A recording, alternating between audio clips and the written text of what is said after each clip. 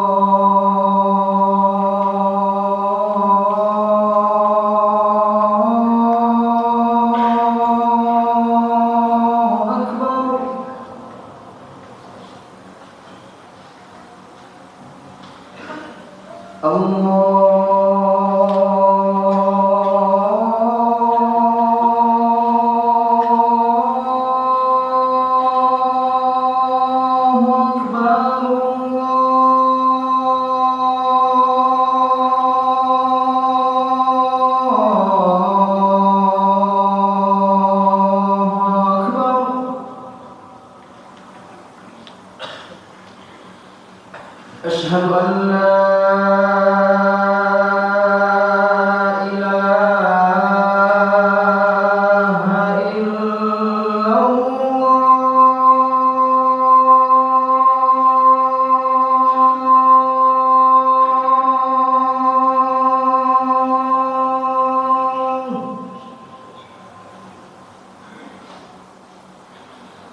أشهد أن لا إله إلا الله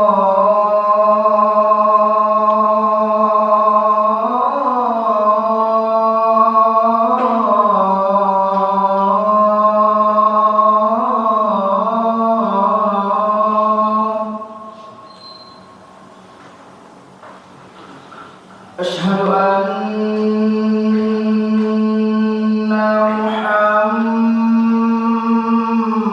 محمد رسول الله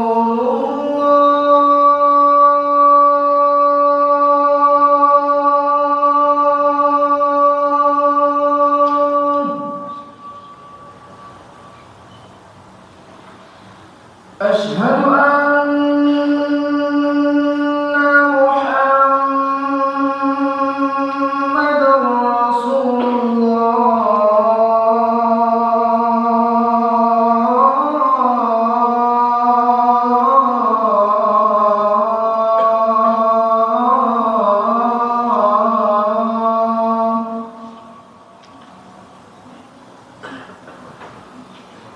حي على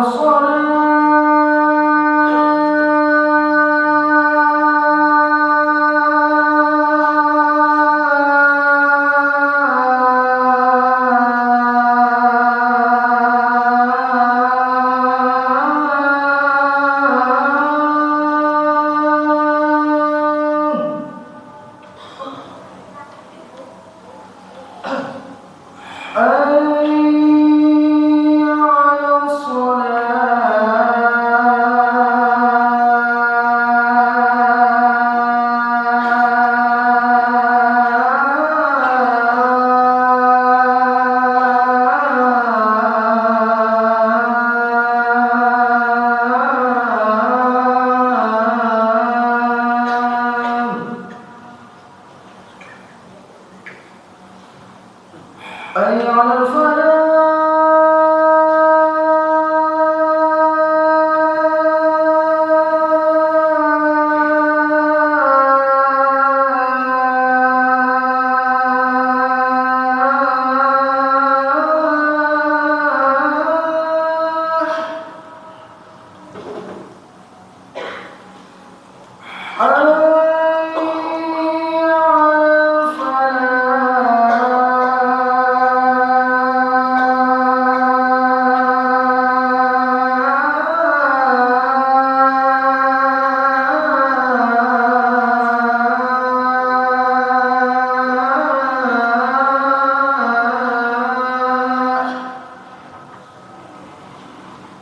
الله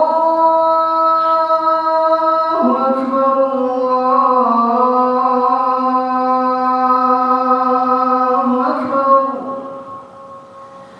لا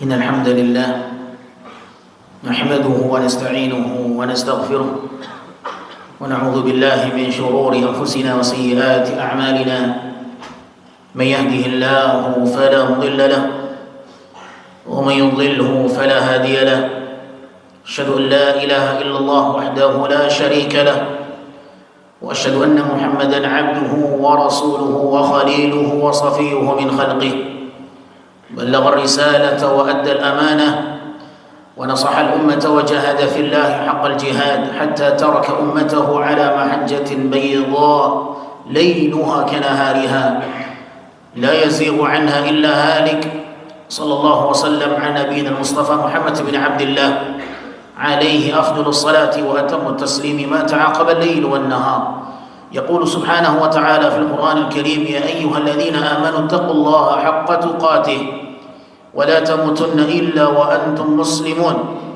وقال يا أيها الذين آمنوا اتقوا الله وقولوا قولا سديدا يصلح لكم أعمالكم ويغفر لكم ذنوبكم ومن يطع الله ورسوله فقد فاز فوزا عظيما وقال يا أيها الناس اتقوا ربكم الذي خلقكم من نفس واحدة وخلق منها زوجها وبث منهما رجالا كثيرا ونساء واتقوا الله الذي تساءلون به والأرحام إن الله كان عليكم رقيبا فإن أصدق الحديث كلام الله وخير الهدى هدى نبينا محمد صلى الله عليه وسلم وشر الأمور محدثاتها فإن كل محدثة في الدين بدعة وكل بدعة ضلالة وكل ضلالة في النار معاشر المسلمين رحمني ورحمكم الله Al-Imam Al-Bukhari, Al-Imam Muslim mengeluarkan satu riwayat,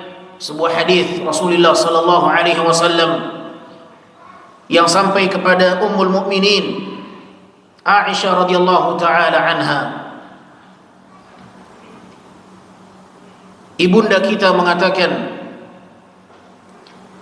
"Ma khuyyira Rasulullah sallallahu alaihi wasallam بين الأمرين إلا أخذ أيسرهما ما لم يكن إثما." Ibunda Aisyah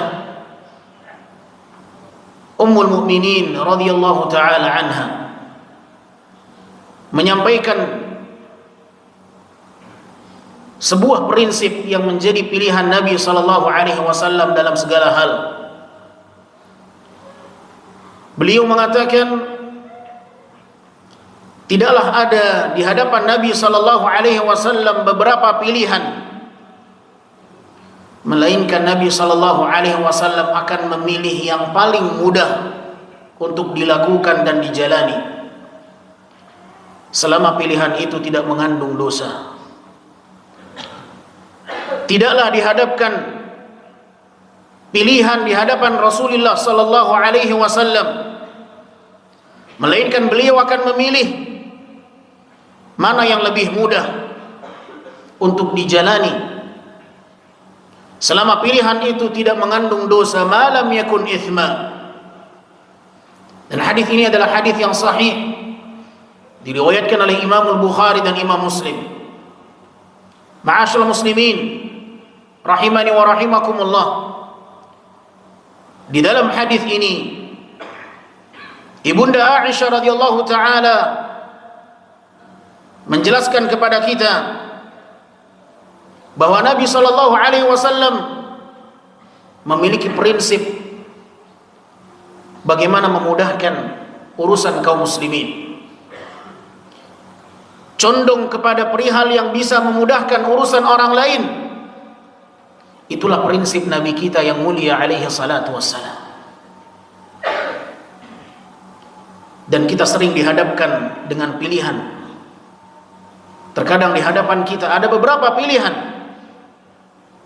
Pilihan 1, pilihan 2, pilihan 3, pilihan 4. Mana yang akan kita pilih? Maka pastikan Anda memilih mengikuti prinsip Nabi sallallahu alaihi wasallam. Pilihlah yang mudah. Jangan memilih yang sulit. Dan pilihan itulah yang semestinya menjadi prinsip dalam kehidupan kita semuanya di dalam menjalani sebuah kehidupan. Rasulullah sallallahu alaihi wasallam mengajarkan kita bagaimana semestinya kehidupan seorang muslim di dalam memilih apabila pilihan ada di hadapannya.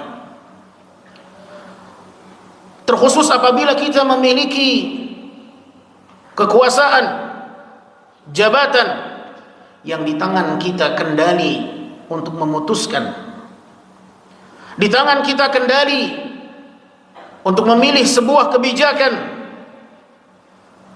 maka pastikan kebijakan itu adalah kebijakan yang memudahkan urusan seluruh kaum muslimin. Mengapa kita harus memilih yang memudahkan urusan orang banyak? Karena pilihan kita akan kita pertanggungjawabkan di hadapan Allah Subhanahu wa ta'ala. Ketika kita memilih sebuah kebijakan, ternyata kebijakan itu menyulitkan urusan orang banyak dan tidak memudahkan urusan orang lain. Bahkan terkadang pilihan kita adalah kepentingan untuk pribadi kita,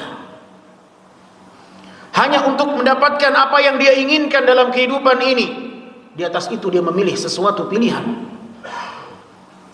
Dia tidak berpikir bagaimana pilihan ini akan menyelamatkan dia di kehidupan akhirat ataukah tidak. Saudaraku kaum muslimin yang dimuliakan Allah, ketahuilah bahwa seluruh kebijakan, seluruh keputusan yang kita ambil, apapun yang kita pilih, semua itu akan kita pertanggungjawabkan di hadapan Allah Subhanahu wa ta'ala. Pilihlah sesuatu yang bisa memudahkan kita jalan menuju Allah. Pilihlah sesuatu yang bisa memudahkan kita jalan masuk ke dalam surga. Pilihlah pilihan yang membuat kita mudah selamat dari api neraka Allah Subhanahu wa ta'ala. Jangan memilih sebuah pilihan yang menyulitkan kita di saat mempertanggungjawabkan di hadapan Allah Subhanahu wa ta'ala. Miliki prinsip yang dimiliki oleh Nabi alaihi salatu wassalam, maka keselamatan akan menyertai mereka yang selalu memudahkan urusan seorang muslim. Hadirin yang dimuliakan Allah Subhanahu wa ta'ala, Aisyah radhiyallahu anha menyampaikan prinsip ini kepada para sahabat, tidak lain dan tidak bukan agar kita mencontoh dan mengikuti Nabi sallallahu alaihi wasallam di dalam mengambil satu kebijakan dan pilihan yang ada.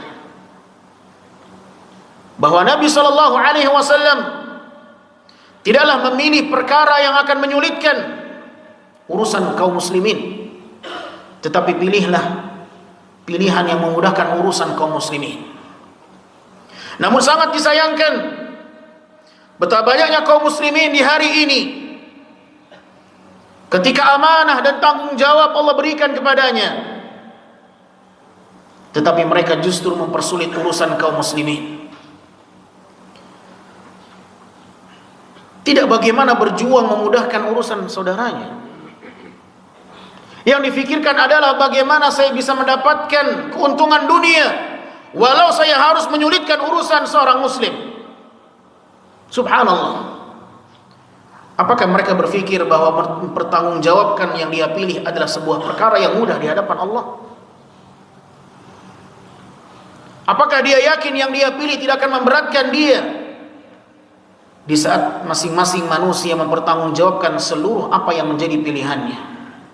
Saudaraku kaum muslimin, jangan terpancing dan terpengaruh dengan orang lain yang menyulitkan urusan saudaranya, tetapi terpengaruhlah sejatinya kita dengan prinsip Nabi sallallahu alaihi wasallam.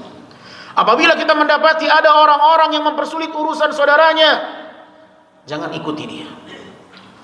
Ikutilah orang-orang yang memiliki prinsip sejalan dengan Nabi sallallahu alaihi wasallam.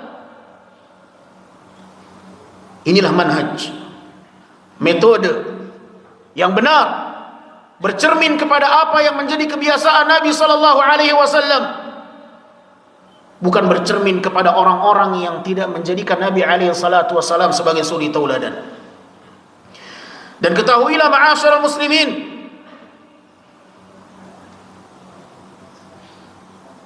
memilih sesuatu yang mudah adalah perkara yang dicintai oleh Allah dan Rasulnya.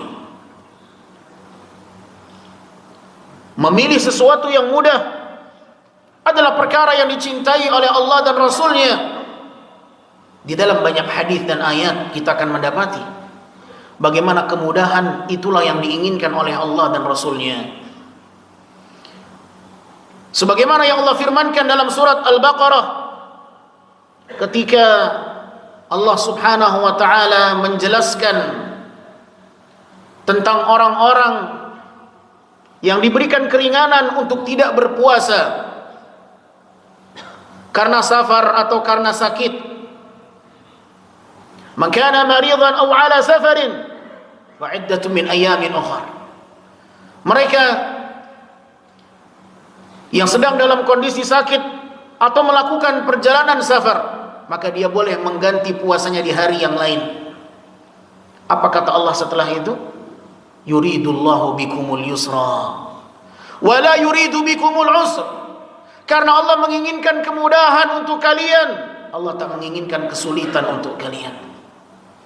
Allah menginginkan kemudahan untuk hambanya di dalam menjalani syariatnya. Setiap kita hendaknya memahami bahwa syariat bukan untuk mempersulit kita. Syariat yang Allah turunkan semuanya sesuai dengan kadar kemampuan kita. La yukallifullahu nafsan illa wus'aha. Allah tidak akan pernah membebani seseorang di luar kemampuannya.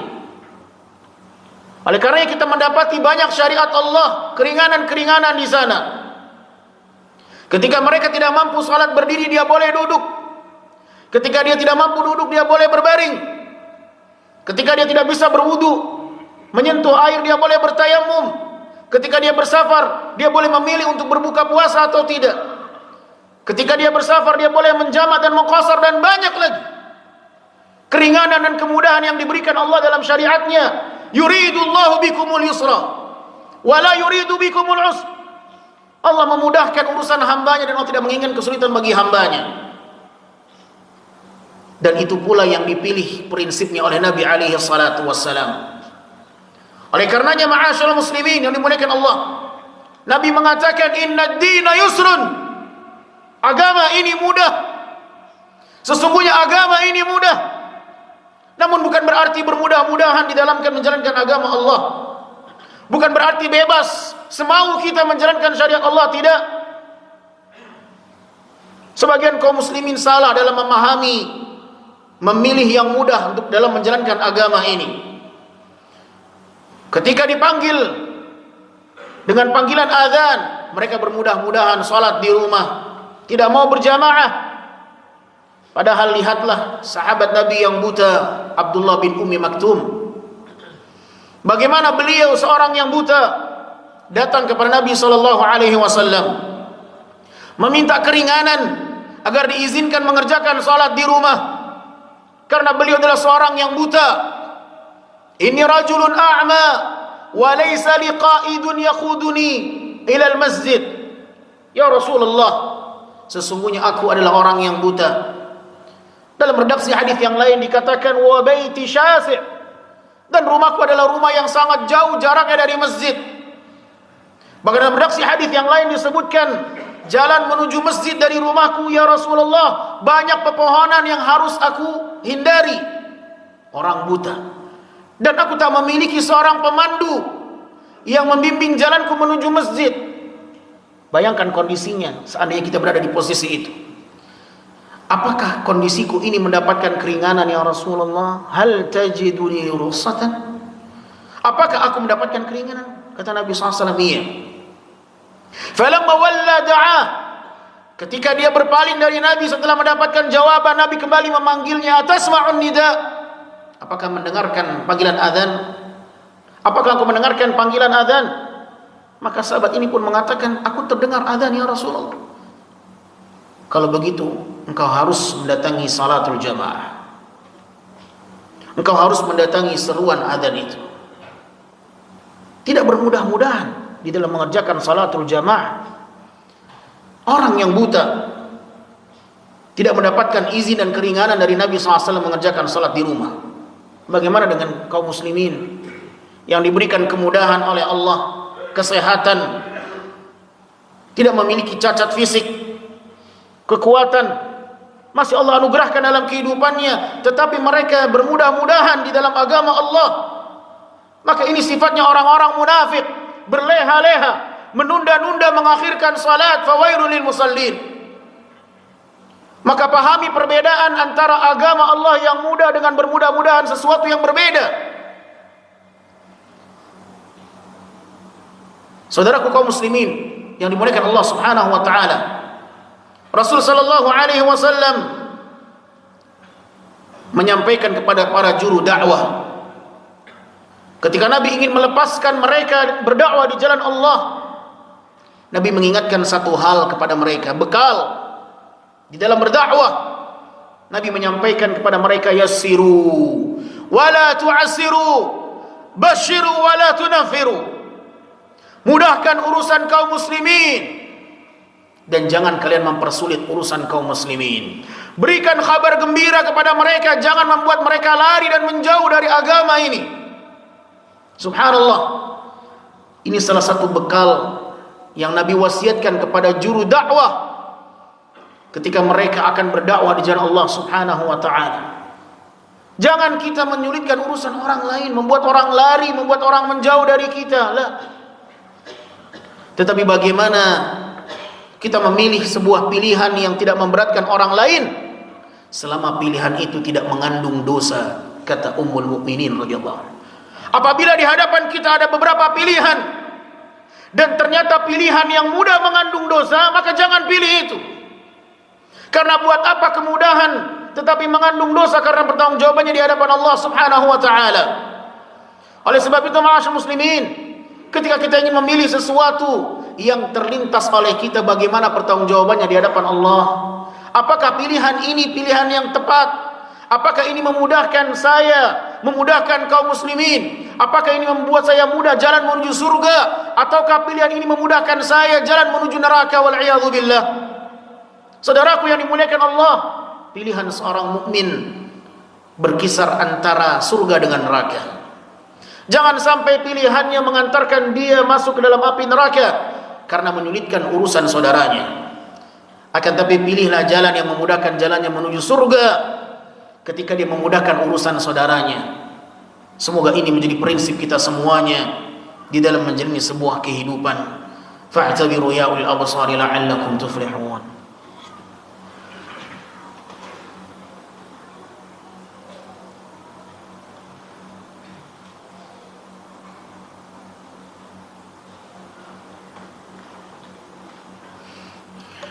Alhamdulillah, wassalatu wassalamu ala rasulillah wa ala alihi wa ashabihi wa man walah, wa la hawla wa la quwwata illa billah. Ma'asyiral muslimin, hadirin yang dimuliakan Allah Subhanahu wa taala,